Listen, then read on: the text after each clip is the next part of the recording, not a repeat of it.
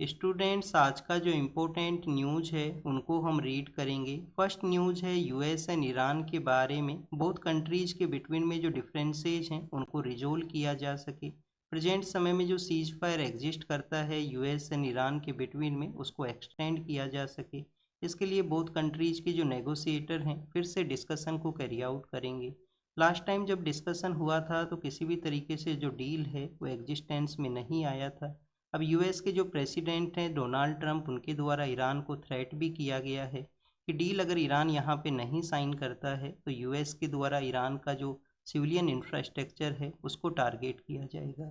हमारे यूपीएससी के एग्ज़ाम से रिलेटेड क्या बेसिक इन्फॉर्मेशन है वो आपको पता होना चाहिए। तो स्टूडेंट्स, आपको स्ट्रेट ऑफ हॉर्मूज के बारे में जानकारी होना चाहिए।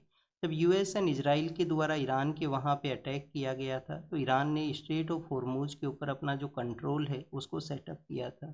और जब पीस के रिगार्डिंग में नेगोशिएशंस हुआ करते थे, कुछ अपने प्रपोजल्स वो बताया करते थे कंट्रीज एक दूसरे को, तो उस समय आप देखिए कि ईरान ने यही एक पॉइंट रखा था कि स्ट्रेट ऑफ हॉर्मूज के ऊपर में उनका जो राइट है उसको रिकॉग्नाइज करें वेस्टर्न पावर कंट्रीज यहाँ पे। लास्ट टाइम जब डील का डिस्कशन हुआ था तो कुछ मीडिया रिपोर्ट्स के अंदर में ये भी बताया गया था कि यूएस का एक पॉइंट ये भी था कि स्ट्रेट ऑफ हॉर्मूज के वहाँ पे कुछ पार्सली कंट्रोल है वो यूएस को दिया जाए ईरान के द्वारा। अब आप देखिए कि जिस स्ट्रेट ऑफ हॉर्मूज को कंट्रोल करने की वजह से ही वेस्टर्न पावर कंट्रीज ने नेगोशिएशन किया है ईरान के साथ में, जिस ईरान के ऊपर में अटैक किया गया था। तो उस प्लेस के ऊपर में अपना जो कंट्रोल है उसको कोई भी कंट्री है वो नहीं लूज है वो करना चाहेगा। और रिसेंटली आप देखिए कि ईरान के जो पोर्ट्स हैं उनको ब्लॉकेज है वो भी किया गया है यूएस के द्वारा। तो हम एक बार लोकेशन है उसको यहाँ पे रीड करते हैं। फर्स्ट ऑफ ऑल स्टूडेंट्स, ये जो पर्शियन गल्फ है, पर्शियन गल्फ के अंदर में कौन कौन से कंट्री हैं वो अपना एरिया शेयर किया करते हैं। तो आप देखिए कि यहाँ पे जो ईरान है, ईरान भी अपना एरिया शेयर करता है। इस पार्ट के अंदर में जो स्मॉलर एरिया शेयर हुआ करता है वो इराक का है। तो ईरान है, इराक है, कुवैत नाम का कंट्री है, फिर सऊदी अरेबिया है, ये सऊदी अरेबिया का रीजन है। सऊदी अरेबिया के अलावा आप देखिए कि यहाँ पे बहरीन है, कतर है, बहरीन और कतर हैं जो कि उसी के कम्प्लीटली इनसाइड एरिया में सिचुएटेड हैं। यूनाइटेड अरब अमीरात भी है जो भी पर्शियन गल्फ में अपना एरिया शेयर करता है।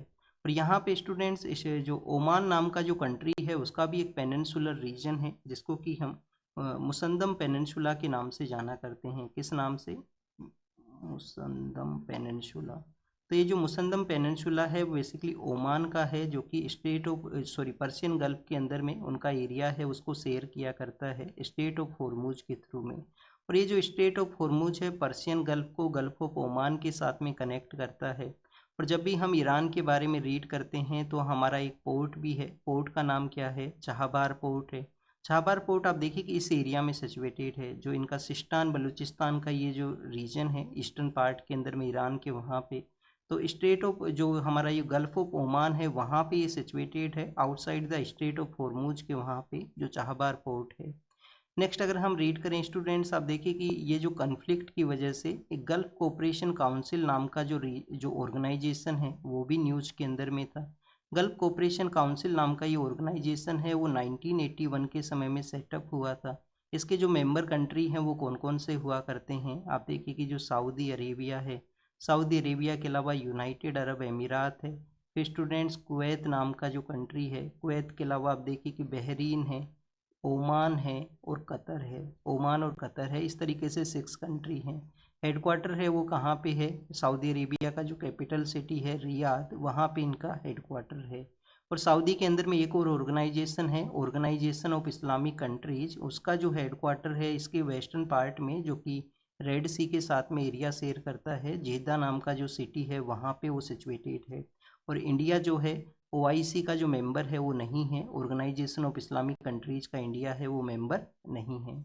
तो ये बेसिकली यहाँ पे डिस्कशन के बारे में था, स्टेट ऑफ हॉर्मूज के ऊपर अपने कंट्रोल के सेटअप करने के बारे में था। आपको कुछ सिटीज़ का नाम भी पता होना चाहिए। यूपीएससी के अलावा आप देखिए कि जो अदर एग्जाम्स हैं वो भी ऐसे क्वेश्चन हैं वो पूछने लगे हैं।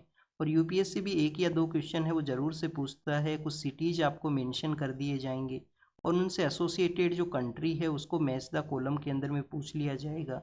और इनमें से कितने जो कंट्री हैं वो यहाँ पे कितने जो पेयर हैं वो करेक्ट हैं। तो इस तरीके से जब भी आप कोई भी कन्फ्लिक्टेड रीजन के बारे में रीड करते हो तो उसके जो सिटीज़ हैं उनको ज़रूर से देखना। जैसे ईरान के अंदर में एक नतांज नाम का जो सिटी है वो न्यूज़ में रहता है, जहाँ पे अटैक भी किया गया था नतांज के वहाँ पे। फिर आप देखिए कि जो सिस्तान बलूचिस्तान का जो प्रोविंस है ये भी न्यूज़ के अंदर में था। कोम नाम का एक सिटी है जो भी न्यूज़ में था जब प्रोटेस्ट हुए थे जनवरी के समय में ईरान के वहाँ पे। और काफ़ी बार हम जो वेटलैंड्स के रिगार्डिंग में एक रामसर नाम का सिटी को रीड करते हैं, रामसर कन्वेंशन को रीड करते हैं। तो रामसर नाम का जो सिटी है जो कैस्पियन सी के साथ में ईरान का जो एरिया शेयर करने वाला वहाँ पे सिचुएटेड है। और आप देखिए कि 3 वाटर बॉडीज के साथ में ईरान अपना एरिया शेयर करता है। कौन कौन सा वाटर बॉडी है? एक तो यहाँ पे पर्शियन गल्फ है, गल्फ ऑफ ओमान है, और नॉर्दर्न पार्ट के अंदर में जो कैस्पियन सी है उसके साथ में भी अपना एरिया है वो शेयर करता है। नेक्स्ट अगर हम रीड करें स्टूडेंट्स, फायर क्रैकर्स का जो इंडस्ट्री है उसके बारे में है। आप देखिए कि तमिलनाडु के वहाँ पे लार्जर नंबर के अंदर में फायर क्रैकर का जो इंडस्ट्री है वो सिचुएटेड है। हमारी कंट्री का जो लार्जर नंबर के अंदर में फायर क्रैकर्स का जो प्रोडक्शन हुआ करता है वो तमिलनाडु के वहाँ पे है। और एक तो काफ़ी फेमस प्लेस है जिसको कि हम शिवाकाशी के नाम से जानते हैं। शिवाकाशी नाम का एक काफ़ी ज़्यादा फेमस प्लेस है। अब यहाँ पे क्या हुआ है, विरुधुनगर नाम का जो जगह है वहाँ पे एक फैक्ट्री के अंदर में एक्सप्लोजन हुआ जिसमें 23 जो आप देखिए कि वर्कर्स हैं उनका डेथ हुआ है। तो स्टूडेंट्स एक तो ये फायर क्रैकर्स के बारे में हुआ। काफ़ी बार ऐसा जो फैक्ट्रीज हैं वो इलीगल वे के अंदर में भी ऑपरेट किया करते हैं, तो ये भी काफ़ी बड़ा कंसर्न है। नेक्स्ट आप देखिए कि फायर क्रैकर्स के बारे में जब भी हम रीड करते हैं तो आपको एक बेसिक इन्फॉर्मेशन ये होना चाहिए, जब भी यहाँ पे लार्जर नंबर के अंदर में प्रोडक्शन होता है, मोर देन 50 किलोग्राम से ज़्यादा का अगर कोई एक्सप्लोजिव प्रोड्यूस करना है तो उस समय स्टूडेंट्स एक ऑर्गेनाइजेशन है उससे लाइसेंस का रिक्वायरमेंट हुआ करता है, जो कि एक्सप्लोजन के रिगार्डिंग में या एक्सप्लोजिव थिंग्स के रिगार्डिंग में जो जो लाइसेंस है वो दिया करता है। ऑर्गेनाइजेशन का नाम क्या है? Petroleum explosive safety organisation. Petroleum explosive safety organisation है। कब ये सेटअप हुआ था? 1898 के समय में ये सेटअप हुआ था, कॉलोनियल एरा के समय ही सेटअप हुआ था।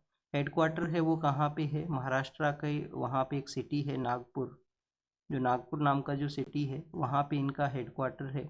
किस मिनिस्ट्री के अंडर में आता है? क्या ministry of petroleum and natural gas के अंडर में आया करता है? नहीं स्टूडेंट्स, ये आया करता है ministry of commerce and industry के अंडर में। Ministry of commerce and industry के अंडर में। सेकंड अगर हम बात करें फायर क्रैकर्स के बारे में तो आप देखिए कि जो गन पाउडर का जो प्रोडक्शन है वो कब हुआ था? गन पाउडर का जो प्रोडक्शन है हमारी कंट्री में विजयनगर एम्पायर के समय से भी बताते हैं। इसके अलावा आप देखिए कि जो गन पाउडर है वो एंशियंट समय से ही डेवलप हुआ है, जिसको अलग अलग वे के अंदर में यूज है वो किया करते थे। और एक बार यूपीएससी ने क्वेश्चन भी पूछ लिया था गन पाउडर की रिगार्डिंग में, क्या जब बाबर इंडिया में आते हैं जो 1526 में बैटल ऑफ पानीपत के थ्रू, तो क्या वो यहाँ पे गन पाउडर को लेके आए थे क्या? उससे पहले इंडिया में गन पाउडर नहीं था क्या? तो आप देखिए कि यूरोपियन जो अकाउंट्स हैं, यूरोपियन पावर्स इंडिया में आए थे सबसे पहले जो पोर्तुगीज हैं, तो पोर्तुगीज ने भी ये मेंशन किया था कि इंडिया के अंदर में जो गन पाउडर है वो एग्जिस्ट करता है। इंडिया में जो गन पाउडर है वो एग्जिस्ट किया करता है। फायर क्रैकर्स को लोग यूज करते थे मैरिज के अंदर में, वेडिंग सीजन के दौरान में। नेक्स्ट अगर हम रीड करें स्टूडेंट्स, ये तो हमने फायर क्रैकर्स के बारे में यहाँ पे देखा। फिर आप देखिए कि डेट फायर क्रैकर से होने वाला जो पोल्यूशन है जो एयर क्वालिटी को इम्पैक्ट करता है, तो उसको यहाँ पे बाईपास करने के लिए उसका एक अल्टरनेटिव प्रोडक्ट है वो भी डेवलप किया गया था, जिनको कि हम ग्रीन क्रैकर्स के नाम से जानते हैं। जिनको हम किन के नाम से जानते हैं? ग्रीन क्रैकर्स के नाम से। जो ग्रीन क्रैकर्स हैं वो किसके द्वारा डेवलप किए गए थे? CSIR नाम का जो इंस्टीट्यूट है, CSIR प्लस में नीरी नाम का जो इंस्टीट्यूट है उनके द्वारा। कुछ ग्रीन क्रैकर्स के नाम हैं, एक का नाम है श्वास है, एक का नाम है स्टार है, एक का नाम है यहाँ पे सफल है। और जो पोल्यूशन बेसिकली यहाँ पे हुआ करता है, जो जो नॉर्मल फायर क्रैकर्स है उन सभी को लिटिल बिट रिड्यूस करते हैं ये ग्रीन क्रैकर्स यहाँ पे। नेक्स्ट अगर हम बात करें ये जो विरुधनगर है इसके लोकेशन को देखें, तो आप देखिए कि जो तमिलनाडु का जो मैप है, तमिलनाडु के मैप के अंदर में जो मदुरई का एरिया है उसी के नियर बाई एरियाज के अंदर में जो विरुधुनगर है वो सिचुएटेड है। और आप देखिए कि तमिलनाडु के अंदर में एक लेक के बारे में भी आपको पता होना चाहिए। तमिलनाडु का ये जो नॉर्दर्न पार्ट है यहाँ पे है ये पुलिकेट लेक। पुलिकेट लेक वो ये लेक है जो हमारे 2 स्टेट्स में एरिया शेयर करता है। 96% इसका जो एरिया है वो आया करता है आंध्र प्रदेश के वहाँ पे। और आप देखिए इसका जो 4% एरिया है पुलिकेट लेक का वो आता है तमिलनाडु के अंदर में। नेक्स्ट यहाँ पे मद्रास एंड बेंगलोर के बारे में भी शो किया गया है। तो जब भी हम अगर हम यहाँ पे जोग्राफिकल पर्सपेक्टिव से इनको कंपेयर करते हैं तो आप देखिए कि जो बेंगलोर है, जब भी आपसे आप देखिए नॉर्मल वे में कोई डिस्कशन किया जाए और कंपेयर करवाया जाए कि बेंगलोर और मद्रास को आपको कंपेयर करना है और मोर साउथ के अंदर में कौन सा सिटी है, तो आपका एक माइंड के अंदर में इस तरीके से इमेज इमर्ज होगा कि मद्रास है वो मोर साउथ के अंदर में होगा, चेन्नई जो है वो मोर साउथ में होगा। बट आप देखिए कि चेन्नई मोर साउथ में नहीं है, बेंगलोर यहाँ पे मोर साउथ के अंदर में है, 0.5 का जो हमारा जोग्राफिकल जो लाइंस होती हैं उनके अकॉर्डिंग में। नेक्स्ट मदुरई के बारे में है, तो किस डायनेस्टी का ये कैपिटल हुआ करता था, पांड्यन डायनेस्टी का ये कैपिटल, पांड्याज का ये कैपिटल है वो हुआ करता था। और आप देखिए कि पांड्याज का जो जो किंगडम है उसमें एक इम्पोर्टेंट पर्सन हुआ करते थे, कनंगी नाम का एक पर्सन है जिन्होंने अपना जो जो हस्बैंड है उनका मेमोरी के अंदर में पांड्यन डायनेस्टी है वो किस तरीके से वहाँ पे डिस्ट्रॉय होती है। तो कनंगी और कोवलन का एक लव स्टोरी है जिसको कि शिलापादिक्रम नाम का जो बुक है उसके अंदर में लिखा भी गया है इलांगो आदिगल के द्वारा। इलांगो आदिगल वो पर्सन है जिन्होंने शिलापादिक्रम है उसको लिखा है। नेक्स्ट अगर हम बात करें जो वेस्ट एशिया का जो क्राइसिस है उसकी वजह से हमारा जो ऑयल इंपोर्ट है वो लिटिल बिट रिड्यूस हुआ है। ऑयल इंपोर्ट हमारा यहाँ पे रिड्यूस हुआ है उसको बेसिकली मेंशन किया गया। बट क्या स्टूडेंट्स ओवरऑल हमारा जो ऑयल के ऊपर में जो हम प्राइस खर्च करते हैं, जो पैसा हम खर्च करते हैं, क्या वो भी हमारा यहाँ पे रिड्यूस हुआ है क्या? तो आप देखिए कि ओवरऑल जो पैसा है वो नहीं रिड्यूस हुआ। क्यों नहीं रिड्यूस हुआ? एक तो वेस्ट एशिया क्राइसिस की वजह से जो रसिया ने आप देखिए कि अपना जो प्राइस है उसको इंक्रीज किया था, जो पहले इंडिया को डिस्काउंट रेट के ऊपर में मिला करता था।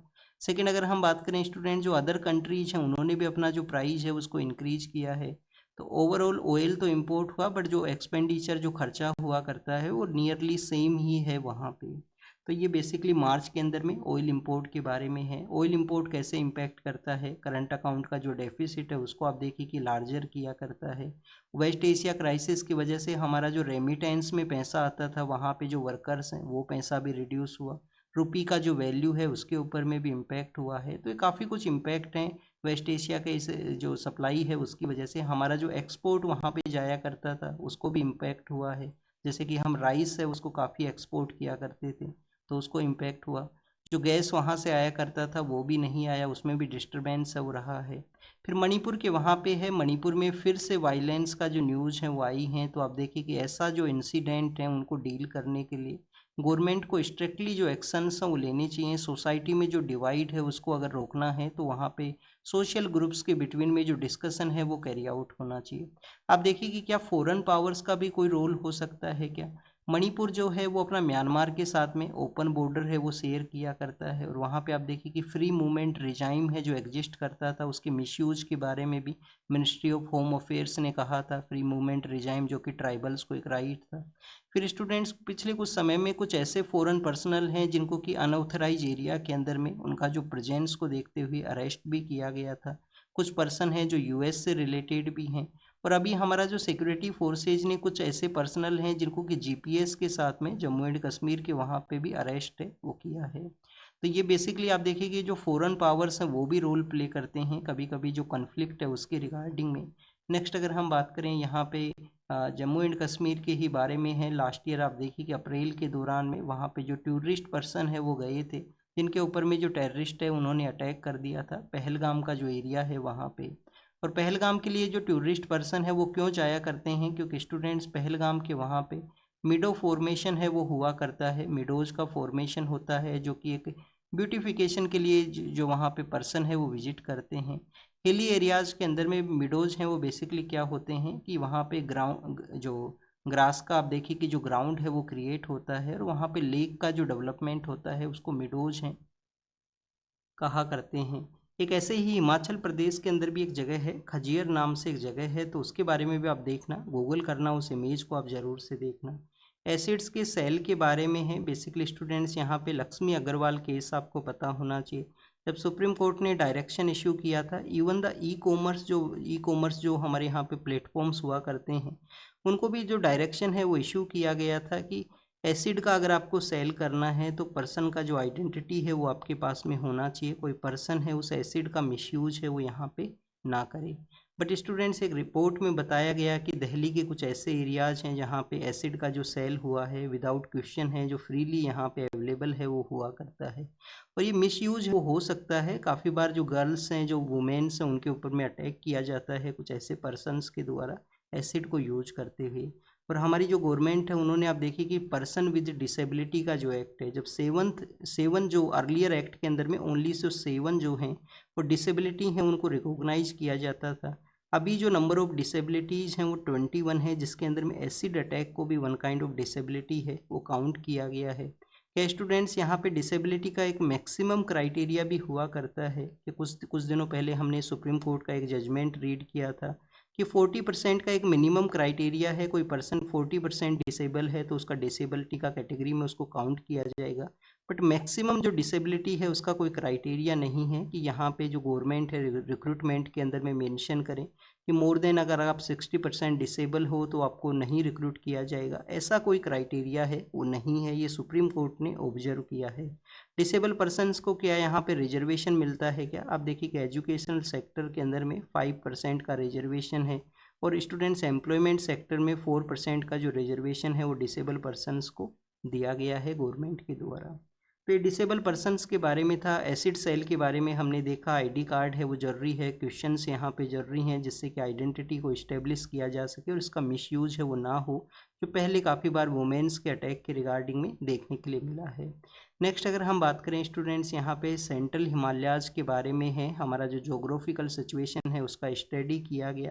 तो ग्लेशियर्स को बताया गया है कि कैसे जो ग्लेशियर हैं वो एक मेल्टिंग सिचुएशन के अंदर में है और कैसे वो एक डेंजर सिचुएशन है उसको क्रिएट कर सकते हैं, उसका यहाँ पे मेंशन है।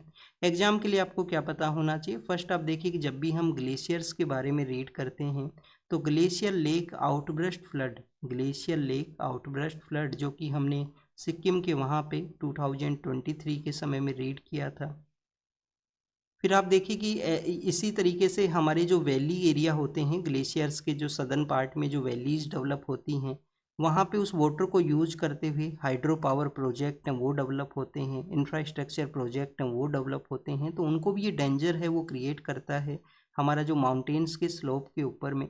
इस तरीके से ग्लेशियर हैं जो कि हैंगिंग सिचुएशन में हैं, इस स्टडी के अंदर में बताया गया। और काफ़ी सारे आप देखिए कि larger number of tourist person हैं वो भी विजिट करते हैं हमारे हिमालयाज़ के एरिया के अंदर में, जैसे हमारे कुछ रिलीजियस प्लेसेज भी वहाँ पे सिचुएटेड हैं। एक कॉमन जो टूरिज्म के पर्सपेक्टिव से भी लोग हैं वो पहाड़ों के अंदर में जाया करते हैं। तो इन सभी को एक सीरियस वे में कंसीडर किया जाए। वहाँ पे जो सिस्मिक एक्टिविटीज़ हैं, जो जो प्रोजेक्ट्स की वजह से भी जो सिस्मिक एक्टिविटी क्रिएट होती हैं उनको भी कम वहाँ पे किया जाए। और समय समय पे सुप्रीम कोर्ट ने भी कहा है कि असेसमेंट हो, लैंडस्लाइड के जो केसेज आते हैं मानसून के समय में उनका असेसमेंट है वो किया जाए कि जो प्रेशर है वो ना क्रिएट हो इंडियन जो हिमालयाज़ हैं वहाँ पे। क्योंकि स्टूडेंट्स, इंडियन हिमालयाज़ जो हैं वो यंग फेज के अंदर में हैं और यंग फेज में है वहाँ पे एक्टिव प्लेट है, इंडियन प्लेट एक्टिव प्लेट है जो कंटिन्यूस यूरेशियन प्लेट को पुश करता है। इसकी वजह से फ्रेजाइल जो सिस्टम है वो वहाँ पे क्रिएट होता है। फिर जो तेलंगाना के जो चीफ मिनिस्टर हैं वो मिले हैं वहाँ पे गवर्नर से, एमएलसीज के नॉमिनेशन के बारे में है। एग्जाम के लिए जो इम्पोर्टेंट है उसको हम यहाँ पे रीड करेंगे। आप देखिए कि जो लेजिस्लेटिव काउंसिल है, लेजिस्लेटिव काउंसिल को जब सेटअप किया जाता है तो जो मिनिमम नंबर ऑफ सीट्स हैं, मिनिमम नंबर ऑफ सीट्स कितना रहेगा? 40 रहेगा। मैक्सिमम नंबर ऑफ सीट है वो कितना रहेगा? आपका जो लेजिस्लेटिव असेंबली है उसका कितना, 1/3 या 1/2? ये आप कमेंट सेक्शन के अंदर बताना। तो ये जो मिनिमम और मैक्सिमम, ये होमवर्क है आपके लिए, मैक्सिमम नंबर ऑफ सीट हैं वो कितना यहाँ पे हो सकती हैं लेजिस्लेटिव काउंसिल के अंदर में।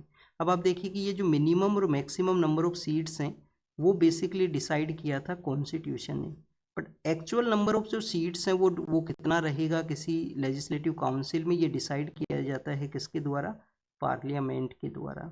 नेक्स्ट आपको क्या पता होना चाहिए? एमएलसीज के बारे में पता होना चाहिए।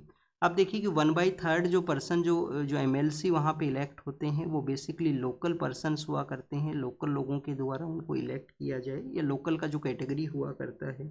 1/3 जो पर्सन है वो यहाँ पे लेजिस्लेटिव असेंबली के जो मेंबर्स हैं उनके द्वारा लेजिस्लेटिव असेंबली के मेंबर्स के अंडर में आया करते हैं। फिर 1/12 पर्सन है वो स्टूडेंट का एक कैटेगरी है, स्टूडेंट का एक कैटेगरी है, ग्रेजुएट्स का एक कैटेगरी है उसके अंदर में। और 1/12 जो पर्सन है वो यहाँ पे टीचर्स का एक कैटेगरी है जिससे आया करते हैं। 3 ईयर का यहाँ पे स्टेट का वो पार्ट होना चाहिए, ये भी एक कंडीशन है जो एग्जिस्ट करता है। तो ओवरऑल अगर हम बात करें स्टूडेंट्स, इस तरीके से जो लोग हैं वो इलेक्ट हुआ करते हैं। कुछ यहाँ पे नॉमिनेशन का भी कॉन्सेप्ट है। तो टोटल अगर हम बात करें 5/6 जो हैं, 5/6 हैं जो तो इलेक्ट हुआ करते हैं, और 1/6 जो है वो यहाँ पे नॉमिनेट होते हैं जो गवर्नर के द्वारा किए जाते हैं on the recommendation of council of ministry. Honey बीज के बारे में है, जम्मू एंड कश्मीर के बारे में कहा गया कि हनी बीज है उनको जो जब जीरो टेम्परेचर हो तो उनको कोई ज़रूरी नहीं है कि ग्राउंड प्लेस के ऊपर में ले जाया जाए, तो उनको वहीं पे ही रखा जा सकता है। एक रिपोर्ट के अंदर में, एक रिसर्च के अंदर में बताया गया। पहले जो हनी बी का जो आप देखिए कि इस इंडस्ट्री से रिलेटेड जो पर्सन थे वो वार्मर प्लेस के वहाँ पे इसको ले जाया करते थे, अब उनको वहीं पे ही रखने के लिए एक जो बताया गया है। और एक आप देखिए कि वहाँ पे एक new kind of species honey bee, उसका भी यूज है वो इसमें मेंशन है। एग्जाम के लिए आपको क्या पता होना चाहिए? एग्जाम के लिए आपको जो जानकारी है वो ये होना चाहिए, बेसिकली हमारे यहाँ पे नेशनल मिशन है, नेशनल हनी बी का जो मिशन है, नेशनल बी हनी मिशन जो है, ये आप देखिए कि एक सेंट्रल सेक्टर स्कीम है, एक सेंट्रल सेक्टर स्कीम है। सेंट्रल सेक्टर स्कीम के अलावा स्टूडेंट्स यहाँ पे जो स्वीट रिवॉल्यूशन है जो हनी बी के प्रोडक्शन के रिगार्डिंग में है, स्वीट रिवॉल्यूशन है जो हनी बी के प्रोडक्शन के रिगार्डिंग में है। 2000 के समय नेशनल जो बी मिशन जो बी बोर्ड है उसको सेटअप किया गया था, और 2006 के समय उसको फिर से रिकॉन्स्टिट्यूट है वो किया गया, जिसका हेडक्वार्टर है वो दिल्ली के अंदर में है। हमारे किस स्टेट के अंदर में सबसे ज़्यादा नंबर के अंदर में हनी का जो प्रोडक्शन होता है, क्या आप देखिए कि क्या इंडिया टॉप कंट्री है क्या हनी के प्रोडक्शन में? तो इंडिया नहीं है, चाइना का जो प्रोडक्शन है वो काफ़ी है। स्टूडेंट्स एक जो न्यूज़ है वो हम यहाँ पे नहीं इंक्लूड कर पाए, वो था पोटैटोज के बारे में। आगरा के वहाँ पे जो पोटैटोज के जो फार्मर हैं, जो आलू के जो फार्मर हैं, उन्होंने प्रोटेस्ट किया है कि एक जो रेट है उनको हायर रेट यहाँ पे प्रोवाइड किया जाए उनके प्रोडक्शन का, जब प्रोक्योरमेंट हो, जब उनको गवर्नमेंट के द्वारा परचेज किया जाए। तो उस रेट के डिफरेंसेज के बारे में था कि जितना वो इनपुट करते हैं उतना तो यहाँ पे टोटल अमाउंट है वो नहीं दिया गया है गवर्नमेंट के द्वारा। सेकेंड, आप देखिए कि स्टूडेंट जब भी हम पोटैटोज के बारे में रीड करते हैं, पोटैटो के बारे में रीड करते हैं, तो ये कहाँ से आया है इंडिया के अंदर में? जब पोर्तुगीज इंडिया में आते हैं तो पोटैटो को लेके आते हैं इंडिया के अंदर में। और आप देखिए कि जो ये पोटैटो है, जो आलू है, क्या ये रूट हुआ करता है क्या बायोलॉजिकल पर्सपेक्टिव से? क्या ये रूट जड़ का पार्ट आता है या ये स्टीम का पार्ट आया करता है? जो हमारे यहाँ पे तना होता है, जो बेसिकली हिंदी में उसका मीनिंग तना है, जो जो ब्रांचेज जिससे एसोसिएट होती हैं, जो पेड़ का वो पार्ट है। तो स्टूडेंट्स ये जो स्टीम का पार्ट हुआ करता है, अंडरग्राउंड इसको यूज करते हैं, बट ये रूट का पार्ट है वो नहीं है पोटैटो जो यहाँ पे है। नेक्स्ट अगर हम रीड करें स्टूडेंट्स, पोटैटो का हमारे यहाँ पे एक सेंटर भी है, इंटरनेशनल पोटैटो सेंटर है, जो कि आगरा के वहाँ पे है, और आगरा का ही वो रीजन है जिसमें ज़्यादा नंबर में इसका प्रोडक्शन है वो हुआ करता है। तो this is all the information related to the potatoes के बारे में, जिसमें उत्तर प्रदेश स्टेट है उसका डोमिनेशन है प्रोडक्शन में। यहाँ पे स्टूडेंट्स बकिंगम जो कैनाल का एरिया है उसका फोटो बताया गया है। फोटो के अंदर में यही कहा गया कि 2 मंथ का जो गैप दिया जाता है, 2 मंथ के लिए जो फिशिंग एक्टिविटी वहाँ पे नहीं होगा, उसके रिगार्डिंग में अपना जो यहाँ पे बोट्स हैं उनको रोक दिया गया है फिशरमैन्स के द्वारा। काफ़ी बार आप देखिए कि सी का जो एरिया है उसमें भी ऐसा ही प्रैक्टिस होता है कि कुछ समय के लिए जो फिशिंग का जो एक्टिविटी है वो नहीं कैरी आउट होता है। और इंडियन ओशियन रीजन के अंदर में जो ट्रेवल्स हैं उनका यूज किया जाता है, फिशिंग के अंदर में ट्रेवल्स का यूज होता है, उसके रिगार्डिंग में कुछ इंडियन ओशियन के ही जो अदर कंट्री हैं वो कंसर्न को रेज करते हैं कि उससे ओवरऑल जो सी बेड है उसको इम्पैक्ट होता है कम्प्लीटली। जो लार्जर जो यहाँ पे जिनके पास में मोर टेक्नोलॉजी है उनको मोर बेनिफिट है वो हुआ करता है। नेक्स्ट अगर हम रीड करें स्टूडेंट्स, फॉसिल फ्यूल के बारे में है। आप देखिए कि फॉसिल फ्यूल को हमने परचेज किया है, कैसे वो इम्पैक्ट करता है, और हमारा जो इन्फ्लेशन रेट है वो इंक्रीज हुआ है उसको यहाँ पे मेंशन किया गया। कंज्यूमर प्राइस इंडेक्स जिसका कि बेस ईयर भी 2024 है वो किया गया है, बेस ईयर इसका चेंज हुआ है। होलसेल प्राइस इंडेक्स का भी जो बेस ईयर है वो 2012 ही है, उसको चेंज है वो नहीं किया गया है। तो ये बेसिकली बेस ईयर्स के बारे में है, जिसमें ये जो कैलकुलेशन किया गया उसके बेसिस पे बेस ईयर्स बताए गए हैं कि जो यहाँ पे इंक्रीज हुआ है। और इंडिया को फॉसिल फ्यूल्स या रुपी का जो डेप्रिसिएशन है उसके जो इम्पैक्ट हैं उसको यहाँ पे डील करने का ज़रूरत है, जिससे कि इकोनॉमिकल पर्सपेक्टिव से हमारा जो इन्फ्लेशन को भी हम एक वेल मैनर के अंदर में कंट्रोल कर सके और इकोनॉमिकल पर्सपेक्टिव से भी हमारे कंट्री है वो ग्रो कर सके। फिर लेबर्स का जो आप देखिए कि जो प्रोटेस्ट हुआ उसको जो गवर्नमेंट है लॉ एंड ऑर्डर के इशू के रूप से ना कंसीडर करे। वेस्ट एशिया के क्राइसिस ने, इन्फ्लेशन रेट ने और जो लिविंग का जो कॉस्ट है, इन सभी ने आप देखिए कि कैसे लेबरर्स का जो लाइफ है उसको इम्पैक्ट किया है। और हमारे यहाँ पे बेसिकली स्टूडेंट्स आप देखिए कि समय समय पे जो लेबरर्स के रिगार्डिंग में जो कॉन्फ्रेंस हुआ करती है, जिसको लेबर कॉन्फ्रेंस के रूप से जानते हैं, वो लास्ट टाइम 2015 के समय में हुआ था। हमारे यहाँ पे जो जो जो बेसिकली आप देखिए कि कोड लाए गए हैं लेबर सेक्टर के अंदर में, 4 कोड हैं उनको लाया गया है, जो वेज को भी डिटरमाइन करता है। वेज के अलावा आप देखिए कि सोशल सिक्योरिटी को भी प्रोवाइड करता है, इंडस्ट्रियल रिलेशंस के रिगार्डिंग में भी है, और ऑक्यूपेशनल जो सेफ्टी है उसको भी इंश्योर करता है। तो जो 4 कोड्स हैं उनको इम्प्लीमेंट किया जाए, उनके अंदर में जो भी यहाँ पे लेबर का जो वेजेस हैं समय के साथ में इसको रिवाइज करने का ज़रूरत है, वेज को जो उनको जो खर्चा दिया जाता है, और ऐसे इश्यूज को कभी भी लॉ एंड ऑर्डर के रूप से नहीं देखा जाए, उसको देखा जाए कि उन लोगों के रिगार्डिंग में प्रॉपर वेज का जो पेमेंट है वो टाइमली उनको हो सके। काफ़ी बार टाइमली पेमेंट नहीं होता है, इसके लिए भी जो लेबरर्स हैं वो प्रोटेस्ट किया करते हैं। और जो लेबर्स हैं वो आप देखिए कि कंट्री का रनिंग प्रोसेस के अंदर में इनका एक इम्पोर्टेंट रोल है यहाँ पे। तो लेबर राइट्स हैं उनको भी रिकॉग्नाइज है, उनको भी प्रोवाइड है, वो किया जाए। नेक्स्ट अगर हम बात करें स्टूडेंट्स, ईरान के बारे में यहाँ पे मेंशन है। अब देखिए कि ईरान के जो डिप्लोमेट्स हैं वो इंडिया के लिए आए हैं, वो तो बेसिकली उनके द्वारा अजरबैजान के साथ में जो एरिया है उसको यूज किया गया है इंडिया में आने के लिए। और अभी हमने जो स्टूडेंट्स को वहाँ से रेस्क्यू किया था कन्फ्लिक्ट के दौरान में, जब भी हमने अजरबैजान का एरिया है उसी को यूज करते हुए लोगों जो स्टूडेंट्स हैं उनको रेस्क्यू है वो किया गया था। फिर स्टूडेंट्स यहाँ पे बांग्लादेश के बारे में मेंशन है, ये आपके लिए एक होमवर्क है, फिर से एक होमवर्क है आपके लिए, कि जो अजरबैजान का वो एरिया है ईरान के साथ में शेयर होने वाला, वहाँ पे एक कॉरिडोर है, वहाँ पे एक कॉरिडोर है, उस एरिया को एक कॉरिडोर के नाम से जानते हैं। वो कौन सा कॉरिडोर है जिसके थ्रू हमने स्टूडेंट्स को रेस्क्यू किया था? ये जो डिप्लोमेट्स हैं वो इंडिया में आए हैं, और डिप्लोमेट्स को आप देखिए कि कुछ इम्यूनिटी हुआ करती है, वो किस कन्वेंशन के थ्रू है? वियना कन्वेंशन है, उनके थ्रू डिप्लोमेट्स को कुछ जो जो इम्यूनिटी है वो प्रोवाइड किया गया है।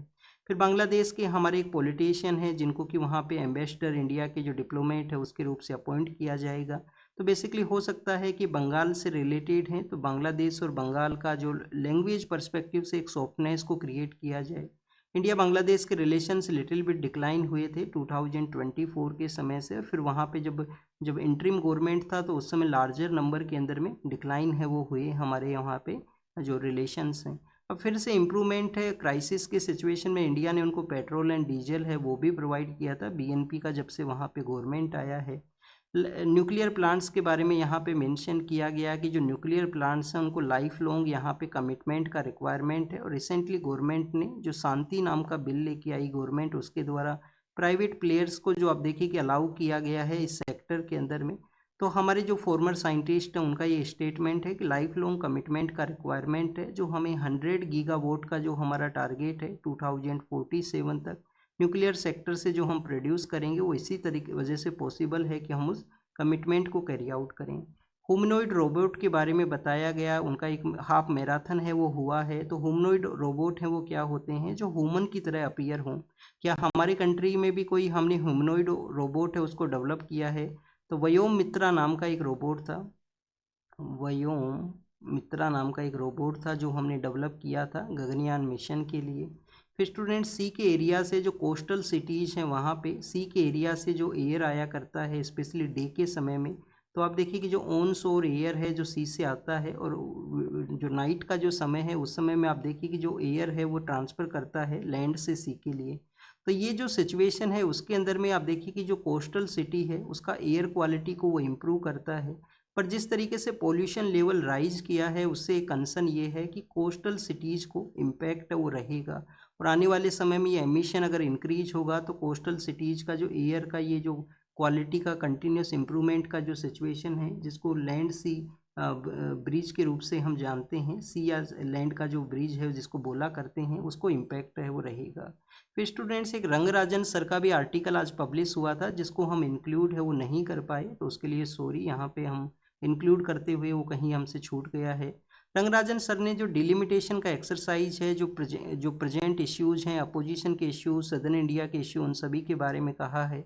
और एक उनके द्वारा पॉइंट ये भी मेंशन किया गया कि 1971 के समय जो पॉपुलेशन कंट्रोल को जो लाया गया, और अब अगर यहाँ पे 1 पर्सन 1 वॉल्यूर जो 1 पर्सन 1 वोट 1 वैल्यू को अगर कंसीडर किया जाएगा तो लार्जली इम्पैक्ट कर सकता है, डिवाइड है वो क्रिएट कर सकता है। लोकल बॉडीज हैं उनको हमें यहाँ पे स्ट्रेंथन करने का ज़रूरत है। प्रेजेंट समय में जो मेंबर ऑफ पार्लियामेंट्स हैं उन्हीं को आप देखिए कि पार्लियामेंट में प्रॉपर टाइमिंग है वो नहीं मिल पाता, चाहे क्वेश्चन आवर हो चाहे 0 आवर का समय हो। तो हमें एमपीज का जो एक्स्ट्रा खर्चा आने वाला है उसके रिगार्डिंग में हमें स्ट्रेंथन है वो करना होगा, और लोकल बॉडीज को भी स्ट्रेंथन किया जाए जिनसे कि लोकल इश्यूज को बेटर वे में डील है वो हम यहाँ पे कर सकें। फिर वर्ल्ड के पर्सपेक्टिव से मेंशन है, नॉर्दर्न कोरिया ने एक जो शॉर्ट रेंज का जो बैलिस्टिक मिसाइल है उसको टेस्टिंग किया है, ईस्टर्न पार्ट उनका जो सी का एरिया है वहाँ पे। इंटरनेशनल एटॉमिक एनर्जी एजेंसी है वो अपने कंसर्न्स को रेज करता है कि ऐसे नहीं किया जाना चाहिए किसी कंट्री के द्वारा, बट नॉर्दर्न कोरिया जो कंटिन्यूस बिजी है। फ्रांस और ग्रीस ने अपना जो जो जो यहाँ पे डिफेंस का जो एग्रीमेंट है उसको 5 ईयर के लिए फिर से रिवाइवल किया है। अर्जेंटीना के जो लीडर हैं जो कि यूएस के साथ में आप देखिए कि उनके क्लोज रिलेशन है, इसी वजह से इन्होंने ब्रिक्स को भी ज्वाइन नहीं किया था, ब्रिक्स का मेंबरशिप इन्होंने डिनाई कर दिया था। तो अर्जेंटीना के लीडर ने कहा है कि यूएस एंड इजराइल के द्वारा जो ईरान के ऊपर अटैक किया गया उसको राइट बताया है, और ईरान का जो रिवोल्यूशनरी गार्ड है उसको एज ए टेररिस्ट ऑर्गेनाइजेशन इन्होंने कहा गया। फिर आप देखिए कि रसिया को जो यहाँ पे रिलैक्सेशन दिया गया है कि अपने ऑयल को वो परचेज सेल कर सकते हैं, तो इसको यूक्रेन ने कंडेम किया है। यूक्रेन ने कहा है कि एक्सटेंशन प्रोवाइड करना रसिया यूक्रेन वॉर को सपोर्ट है वो प्रोवाइड करता है।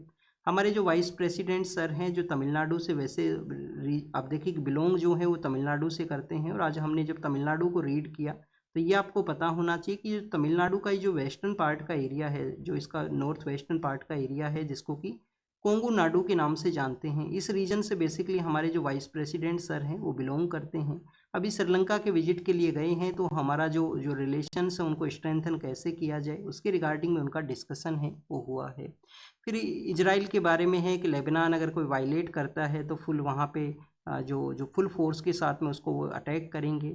बुल्गारिया नाम का जो कंट्री है जो कि ब्लैक सी के साथ में अपना एरिया शेयर करता है, और आप देखिए कि यूक्रेन का जो वेस्टर्न पार्ट है, कम्प्लीटली वेस्टर्न में नहीं तो बट वेस्टर्न रीजन के अंदर में ये सिचुएटेड है, यूक्रेन के साथ में इसका एरिया है वो नहीं शेयर होता है या होता है। आप इसको एक बार कमेंट सेक्शन में बताना, यूक्रेन के साथ में इसका एरिया तो नहीं शेयर होता है।